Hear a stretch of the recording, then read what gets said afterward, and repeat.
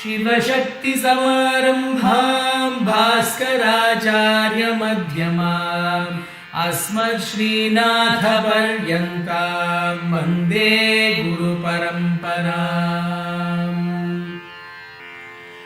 श्रीनाथादिगुरुत्रयं गणपतिं पीठत्रयं भैरवं सिद्धौघं वटुकत्रयं पदयुगं दूतीक्रमं मण्डलम् वीराद्यष्टचतुष्कषष्टिनवकं वीरावळी पञ्चकं श्रीमन्मालिनी मन्त्रराजसहितं वन्दे गुरोर्मण्डलम्।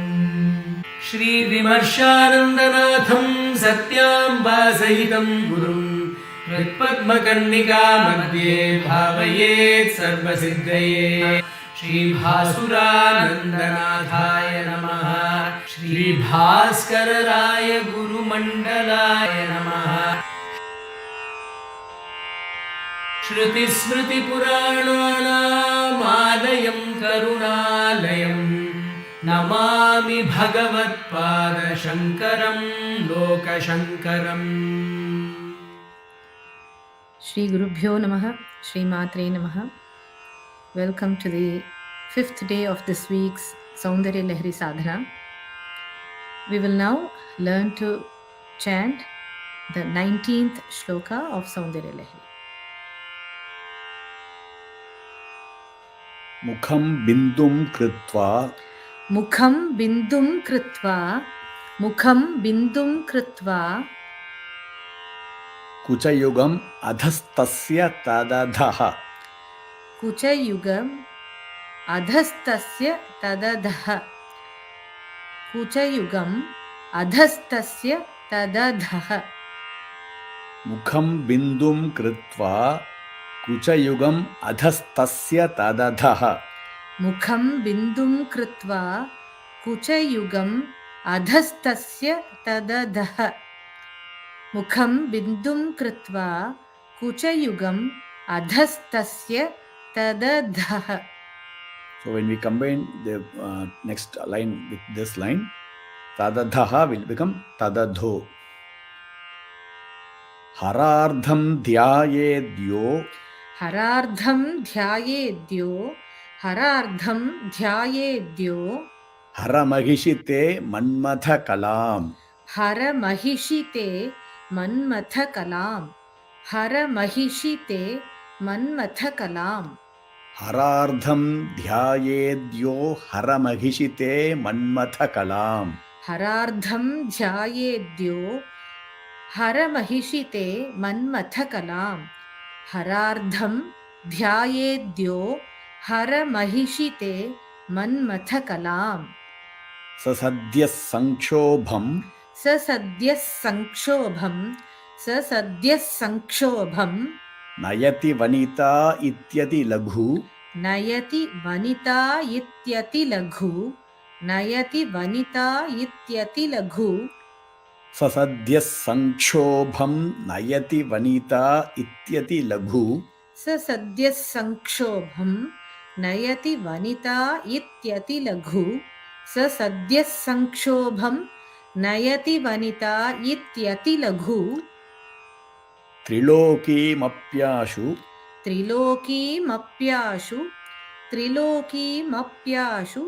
bhramayati ravīndustanayugām trilokīmapyāśu bhramayati ravīndustanayugām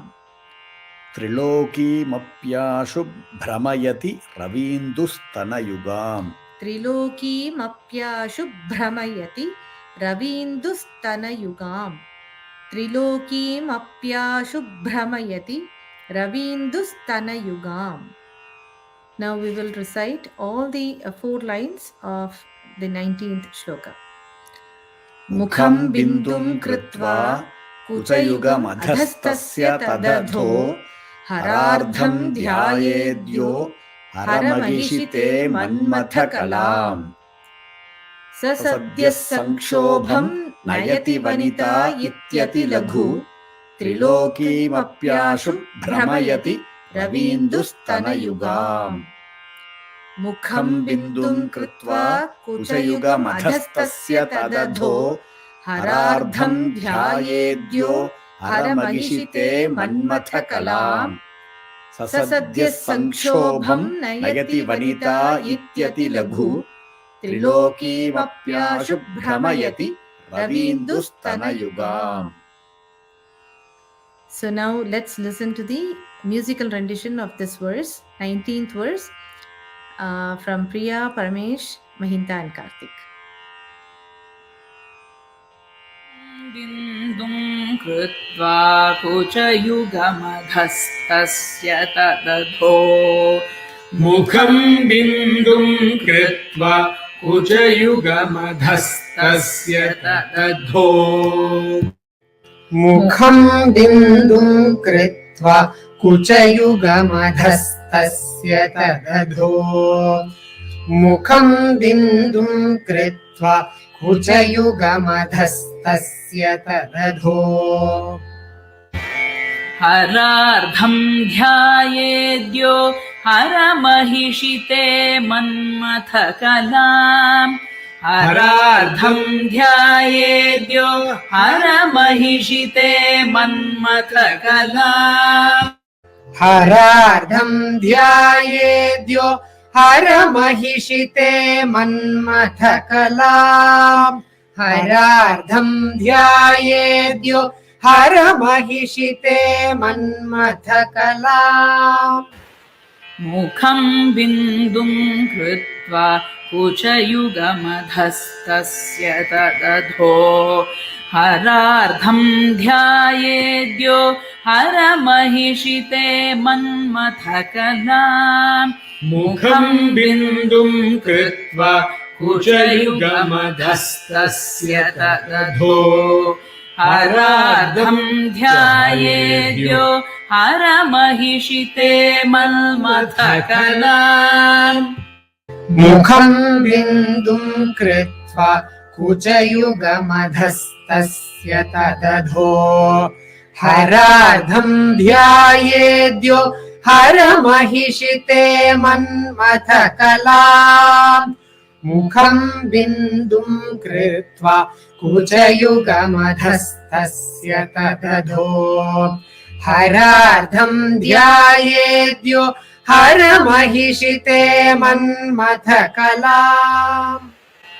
सद्यः साङ्क्षोभं नयति वनिता इत्यतिलघु सद्यः साङ्क्षोभं नयति वनिता इत्यतिलघु सद्यः साङ्क्षोभं नयति वनिता इत्यतिलघु सद्यः साङ्क्षोभं नयति वनिता इत्यतिलघु त्रिलोकीमप्याशु भ्रमयति ravīndustanayugām त्रिलोकीमप्याशु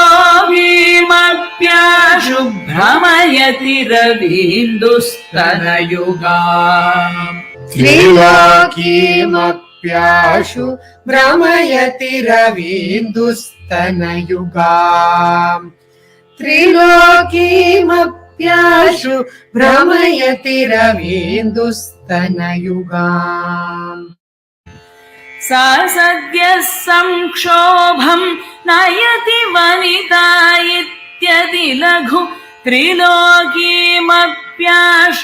भ्रमयति ravīndustanayugām सद्यः साङ्क्षोभं नयति वनिता इत्यतिलघु त्रिलोकीमप्याशु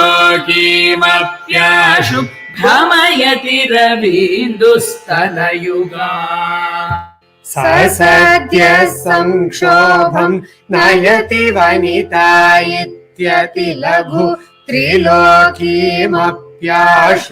भ्रमयति ravīndustanayugām सद्यः साङ्क्षोभं नयति वनिता इत्यतिलघु त्रिलोकीमप्याशु भ्रमयति ravīndustanayugām मुखं बिन्दुं कृत्वा कुचयुगमधस्तस्य तदधो हरार्धं ध्यायेद्यो हरमहिषि ते मन्मथकलाम् सा सद्यः सङ्क्षोभं नयति वनिता इत्यतिलघु त्रिलोकीमप्याशु भ्रमयति रवीन्दुस्तनयुगाम् मुखम् बिन्दुम् कृत्वा कुचयुगमधस्तस्य तदधो हरार्धं ध्यायेद्यो हरमहिषि ते मन्मथकलाम् सा सद्यः सङ्क्षोभं नयति वनिता इत्यतिलघु त्रिलोकीमप्याशु भ्रमयति रवीन्दुस्तनयुगाम् मुखम् बिन्दुम् कृत्वा कुचयुगमधस्तस्य तदधो हरार्धम् ध्यायेद्यो हरमहिषि ते मन्मथकलाम् स सद्यः सङ्क्षोभं नयति वनिता इत्यतिलघु त्रिलोकीमप्याशु भ्रमयति रवीन्दुस्तनयुगाम् मुखम् बिन्दुम् कृत्वा कुचयुगमधस्तस्य तदधो हरार्धम् ध्यायेद्यो हरमहिषि ते मन्मथकलाम् स सद्यः सङ्क्षोभं नयति वनिता इत्यतिलघु त्रिलोकीमप्याशु भ्रमयति रवीन्दुस्तनयुगाम्. Now let's look into the meanings of the 19th verse. So 19th verse, it is about Kamakala Dhyanam, essential part of Navavarana Puja. A sadhaka performs after completing the puja of the 9 Avarana Devatas along with Devis accompanying her in her abode of Sri Chakra. Yesterday we saw how the red color, the color of creative energy, was described. Bhagavad Pada used the words Divam and Urvīṃ to describe how heaven and earth are bathed in crimson color of morning sun. Let us quickly review the 18th verse and see the words. Taruna Tarani Shri Saranibhihi means the rising sun's crimson color. Te Tanuchayabhi, because of your body's radiance. Sarvam Divam Urvīṃ, all the heavens and entire earth, meaning the entire universe. Arunimani Magnam means or being engulfed or being blended. When Bhagavad Pada says Devaloka damsels like Urvashi are attracted, why did he specifically use the word Urvashi and not any other damsel like Menaka, Rambha? Let us see how this word Urvashi is composed. Urvi means earth and Vashya means to attract. We are totally blown away by Bhagavad Pada's choice of words. He uses the word Sahor Vashya Vashyaha literally to mean, on the surface level, damsels like Urvashi, Ramba, Menaka are attracted to Devi's devotee. But why only choose the word Urvashi and not any other name? The context he is trying to give is attracting or Vashya of the entire world. He is only indicating here that the entire universe gets attracted so that the devotee of Devi who meditates on her along with Vagdevatas and all other Sri Chakra Devatas. Also, yesterday I quoted poet Bharavi's words Rishinam Punaradhyanam Vachamartho Anudhavati. Every word of Bharavi is impregnated with deep meaning. There is a verse in praise of another Sanskrit poet, Magha, which says Upama Kalidasasya Bharaver Arthagauravam Dandinaha Padalalityam Maghe Santi Trayo Gunaha. Kalidasa is known for simile or comparison, Bharavi for meaning of words, and poet Dandin for smooth flow of words, and poet Magha has all these three. I believe Bhagavatpada Soundaryalahari trumps all the four poets I mentioned just now. If these four poets take us to extreme bliss and ananda when understanding their poetry, that is the Turiyavastha state of Vedanta, Shankaracharya takes us to a new plane of human existence, Panchamavastha. Now, with this understanding, let us see the meaning of the 19th verse. Kamadeva, an ardent devotee of Shiva Shakti, contemplates Shakti as the Kamakala Vidya.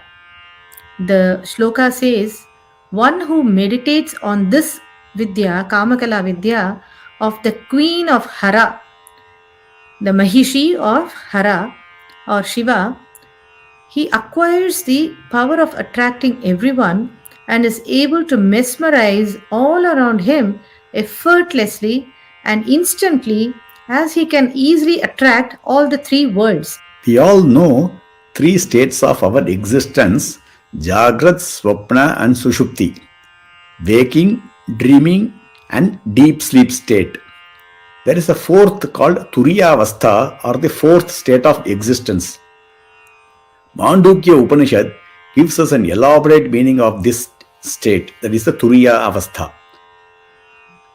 This Turiyavastha has to be experienced by each individual to understand, as those yogis who are in this state do not share that experience. We have heard stories about Bhagavan Ramana Maharshi giving some glimpse about this state. Normally, humans need food, clothing, shelter as basic human needs. Bhagavan did not need any of them. Why? When Bhagavan is in trance, he lives in a different plane of existence.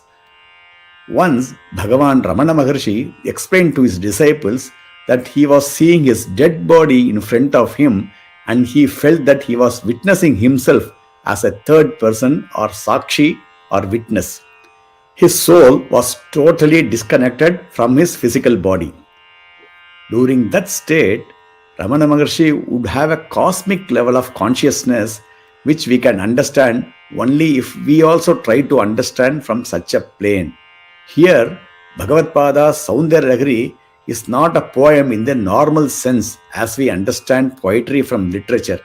This is his experience of realization and his words are coming out during his yogic state. That is why he is able to convey to us the meaning of Kamakala and Turiya Swara, or the fourth letter of the Sanskrit alphabet. He gives us a clue that we have to meditate upon Devi as the Bindu Chakravasini in our Anahata Chakra or heart. Normal mind or intelligence is in our brain or head, but higher levels of intelligence and planes of existence are in our heart according to our ancient rishis. Vedas and Tantras teach us the importance of Kama Purushartha, that is, to have desires is okay, but it should not conflict with the other three Purusharthas of Dharma, right conduct, Artha, material needs, and Moksha, liberation. All the four Purusharthas should be in alignment. So now let's move on to learning to chant verse number 20.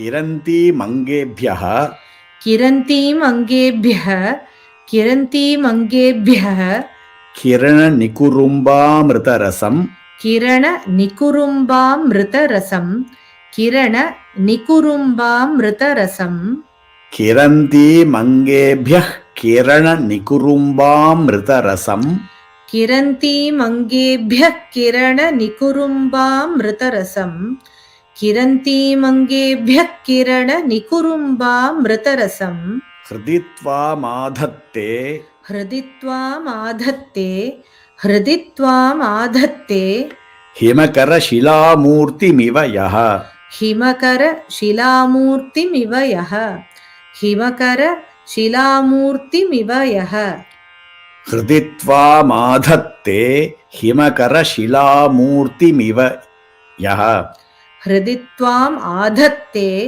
हिमकरशिलामूर्तिमिव यः हृदि त्वाम् आधत्ते हिमकरशिलामूर्तिमिव यः स सर्पाणां दर्पं शमयति स सर्पाणां दर्पं शमयति स सर्पाणां दर्पं शमयति शकुन्ताधिप इव शकुन्ताधिप इव शकुन्ताधिप इव स सर्पाणां दर्पं शमयति शकुन्ताधिप इव स सर्पाणां दर्पं शमयति शकुन्ताधिप इव स सर्पाणां दर्पं शमयति शकुन्ताधिप इव ज्वरप्लुष्ठान् दृष्ट्या ज्वरप्लुष्ठान् दृष्ट्या सुखयति सुधाधारसिरया सुखयति सुधाधारसिरया सुखयति सुधाधारसिरया ज्वरप्लुष्ठान् दृष्ट्या सुखयति सुधाधारसिरया ज्वरप्लुष्ठान् दृष्ट्या सुखयति सुधाधारसिरया ज्वरप्लुष्ठान् दृष्ट्या सुखयति सुधाधारसिरया. Now we will recite all the 4 lines. किरन्तीमङ्गेभ्यः किरणनिकुरुम्बामृतरसम् हृदि त्वामाधत्ते हिमकरशिलामूर्तिमिव यः स सर्पाणां दर्पं शमयति शकुन्ताधिप इव ज्वरप्लुष्ठान् दृष्ट्या सुखयति सुधाधारसिरया. किरन्तीमङ्गेभ्यः किरणनिकुरुम्बामृतरसम् हृदि त्वामाधत्ते हिमकरशिलामूर्तिमिव यः स सर्पाणां दर्पं शमयति शकुन्ताधिप इव ज्वरप्लुष्ठान् दृष्ट्या सुखयति सुधाधारसिरया. We will now listen to Priya, Paramesh, Mahinta and Karthik and learn the musical rendition of the 20th verse.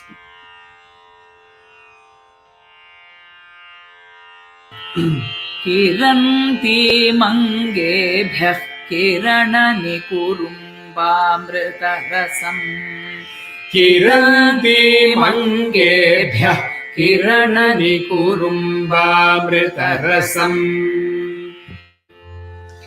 किरन्तीमङ्गेभ्यः किरणनिकुरुम्बामृतरसम् किरन्तीमङ्गेभ्यः किरणनिकुरुम्बामृतरसम् हृदि त्वामाधत्ते हिमकरशिलामूर्तिमिव यः हृदि त्वामाधत्ते हिमकरशिलामूर्तिमिव यः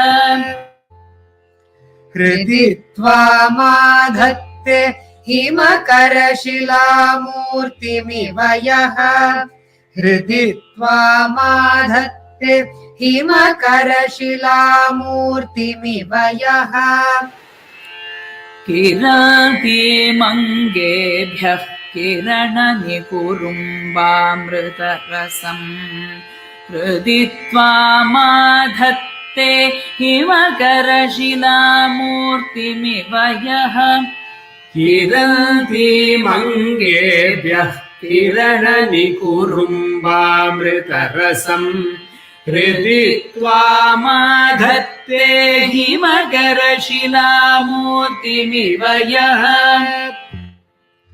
किरन्तीमङ्गेभ्यः किरणनिकुरुम्बामृतरसम् हृदि त्वामाधत्ते हिमकरशिलामूर्तिमिव यः किरन्तीमङ्गेभ्यः किरणनिकुरुम्बामृतरसम् हृदि त्वामाधत्ते हिमकरशिलामूर्तिमिव यः सा सर्पाणां दर्पं शमयति शकुन्ताधिप इव सा सर्पाणां दर्पं शमयति शकुन्ताधिप इव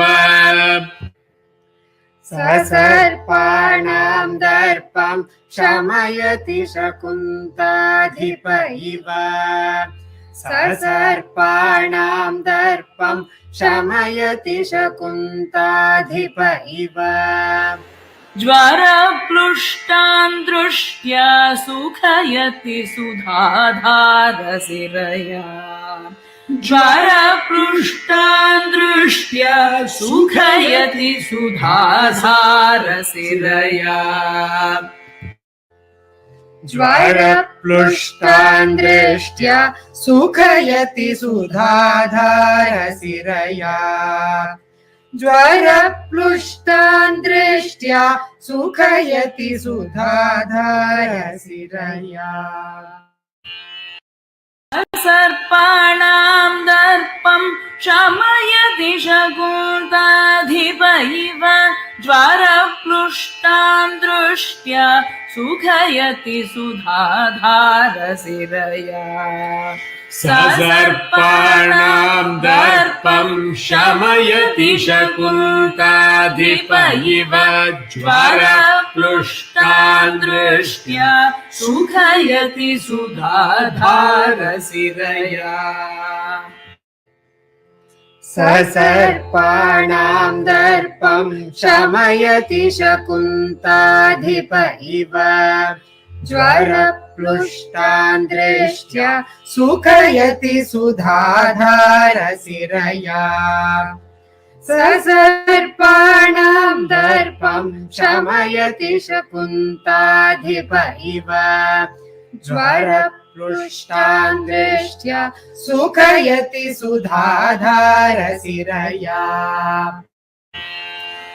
किरातीमङ्गेभ्यः किरणनिकुरुम्बामृतरसम् हृदि त्वामाधत्ते हिमकरशिलामूर्तिमिव यः सा सर्पाणां दर्पं शमयति शकुन्ताधिप इव ज्वरप्लुष्टान् दृष्ट्या सुखयति सुधाधारसिरया किरन्तीमङ्गेभ्यः किरणनिकुरुम्बामृतरसम् हृदि त्वामाधत्ते हिमकरशिलामूर्तिमिव यः सा सर्पाणां दर्पं शमयति शकुन्ताधिप इव ज्वरप्लुष्टान् दृष्ट्या सुखयति सुधाधारसिरया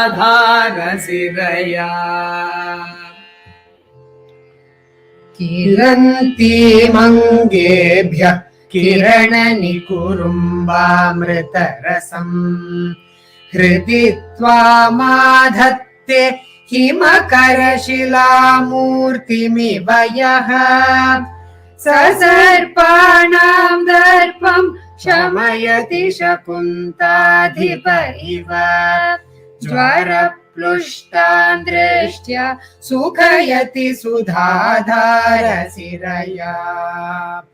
किरन्तीमङ्गेभ्यः किरणनिकुरुम्बामृतरसम् हृदि त्वामाधत्ते हिमकरशिलामूर्तिमिव यः सर्पाणां दर्पं शमयति शकुन्ताधिप इव ज्वरप्लुष्टान् दृष्ट्या सुखयति सुधाधारसिरया. Let us now see the meanings of the 20th shloka. Bhagavad Pada says, whoever meditates in the heart chakra or the anahata chakra, he says, hṛdi tvāmādhatte. Whoever is able to bring Devi in his hṛdi or heart as an idol made up of moonstone, he says, himakaraśilāmūrtimiva. whoever is able to meditate in the heart, meditate Devi in the heart as an idol made up of moonstone with kirananikurumbāmṛtarasaṃ. That is, he should imagine that idol of moonstone is splashing out a group of amritarasa on him. So that kind of a feeling he should get during that meditation. If he is able to meditate Devi in that way, he can successfully attain the state of awareness and can cure anyone afflicted by fever and dreadful diseases just by his looks. We have already discussed the amrita or nectar drenching a sadhaka's body in the 10th and the 14th verses. By the words hṛdi ādhatte, Acharya gives us a clue to where the Devi should be meditated upon, in our heart or in the anahata chakra. Now let's look at the words sarpāṇāṃ darpaṃ shamayati shakuntādhipa iva. Sarpāṇāṃ darpaṃ shamayati is the key word in this verse, and we need to use it to unlock the shloka's meaning. When a person experiences higher states of consciousness, their physical and mental makeup changes. Their body may become overheated or become super cold. Their behavior may defy social norms. We have heard many such stories. As an example, we have heard about a great saint, Sri Seshadri Swamigal. He was always in a different plane of existence. Others who considered themselves normal would think they are seeing an insane man. Perhaps Seshadri Swamigal also had the same thinking about others who are drowning in the ocean of samsara. Now let's come back to the word sarpāṇāṃ darpaṃ shamayati shakuntādhipa iva, meaning the pride of the most poisonous snakes are humbled by Shakunta Adhipa, meaning Garuda or eagle. Shakunta means bird and Adhipa means the lord. Eagles are considered lord of birds. That is why when Rishi Kanva sees a small baby surrounded by Shakunta or birds, he names the baby Shakuntala. We can discuss for hours together about this expression used by Bhagavad-pada. Let's understand the quality of the most poisonous snakes in the ocean. They can inject their venom on anybody and kill them instantaneously. They are the kings of the ocean. They have no other fish, reptile or mammal in the sea world to be worried about. This gives them a lot of pride. Now, who will humble these snakes? Their only enemy is Garuda or eagle. These eagles hunt these poisonous snakes one by one. If an eagle feeds his little ones with normal non-venomous snakes, which are easy prey for them, the young eagles thus brought up will be very weak and will not have the ability of eagles which we know of. These poisonous ocean snakes have a unique intelligence to know that eagles are over them in the sky and immediately retreat deep under the ocean. But snakes cannot remain under the water forever and have to come to the surface of water for a quick second to take a breath. Eagles have the sharpest eyesight and they wait for this moment to scoop down and catch the snake to take it to their nest to feed their young ones. Now let's see what this means for our Sri Vidya Sādhana. The snake which is poisonous is the one which is in the Mooladhara chakra as sleeping and resting kundalini.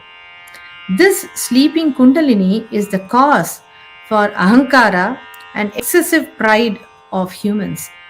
The pride has to be first vanished, and the Guru alone is capable of removing the individual pride, keeping the sadhaka under control. After the awakening of this kundalini, referred as the snake, and it is taken to the Sahasrara chakra, it meets Paramashiva. During this process, the 16 Chandrakalas, Amrita or nectar from Amritakala to Purnamritakala, referred in this verse as Sudhadhara Siraya, fills every nadi or energy center of the sadhaka and gives him the supernatural power of curing anyone just by his looks. The same poisonous snake, after its ascent to Sahasrara Chakra, becomes a good snake, or we say Nalla Pambu in Tamil. It also is not afraid of anyone, including its greatest enemy Garuda. We should remember the Tamil poet Kannadasan, who in one of his compositions wrote, Paramashivan Kavithilirundu Pambu Ketadu Garuda Saukhyama, meaning a snake which is in Paramashiva's neck is asking an eagle, how are you? Are you okay? Normally, snakes would hide from eagles, but here it is mocking at the eagle. Here, the snake is speaking from a position of strength, which is being with Paramashiva. There are two other examples of snake's enemy. One is a peacock and other is a mongoose. Mongoose in Sanskrit are called Nakulaha. Rajamatangi or Shyamala is the mantrini or minister in the kingdom of Mahatripurasundari. Rajamatangi has one devata, Nakuleshwari, as a Pratyanga devata. They all go together. This Nakuleshwari always goes with Rajamatangi. Kula also means Kundalini. Nakula means not Kula or Akula. In the Srividya Upasana, Akula is the Sahasrara Chakra, the place where Kundalini meets Paramashiva. Mongoose, as the enemy of snakes, removes its pride. The flow of Amrita into a sadhaka's body after successful completion of Kundalini Sadhana becomes an antidote or cure for the snake's poison. With this, we conclude the second week of our Soundaryalahari Sadhana. Please practice next 2 days and hope you can catch up with the learning and understanding of the shlokas in case you missed any previous class. We will see you all in our third week of our Soundaryalahari Sadhana coming Sunday. Our third week rendition will be in Arabhi Ragam, the third Ragam we used for Lalita Sahasranama recitation. Namaste, Shri Gurubhyo Namaha, Shri Matre Namaha. Shri Gurubhyo Namaha.